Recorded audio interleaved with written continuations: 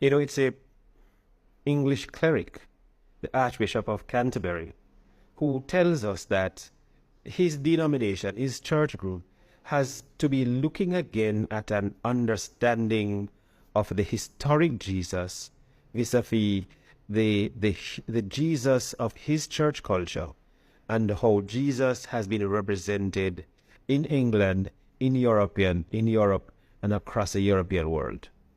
It's important because a lot of the accusation against Christianity has come in that frame, that it is a religion of the white Jesus. No, the Bible does not represent Jesus in that frame.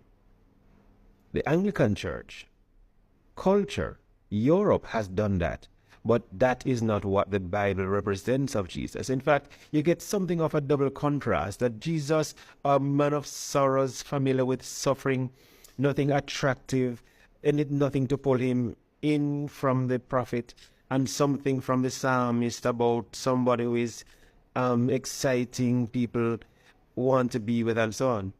So we have that contrast, and we have that to contend with, against as well what we see in the betrayal narrative, where there was nothing particularly significant. The people who came to arrest Jesus did not see a man who was long-haired and blue-eyed and had on a Roman sash or a robe for that matter, but a man that was not easily recognizable by anybody in the dark of the night too. And so the word says that it is Judas who introduces him to them in that direct way on that night with a kiss. Nothing unique about him. And so there's a tension in terms of what the Bible tells us about Jesus' physical appearance. So what is it that we're looking for in this conversation?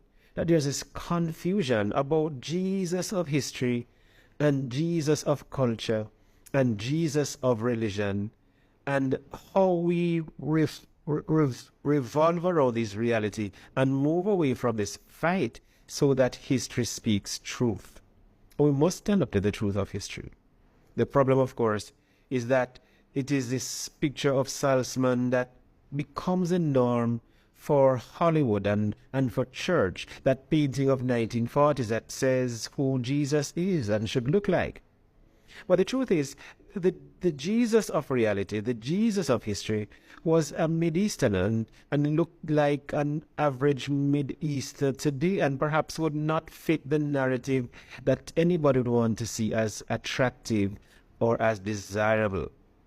And friends, let's go back to history to see Jesus for who he is. And if we recognize that Jesus, then much of the war and fight about religion and Jesus and history would be resolved if we simply go back to what the narrative actually says.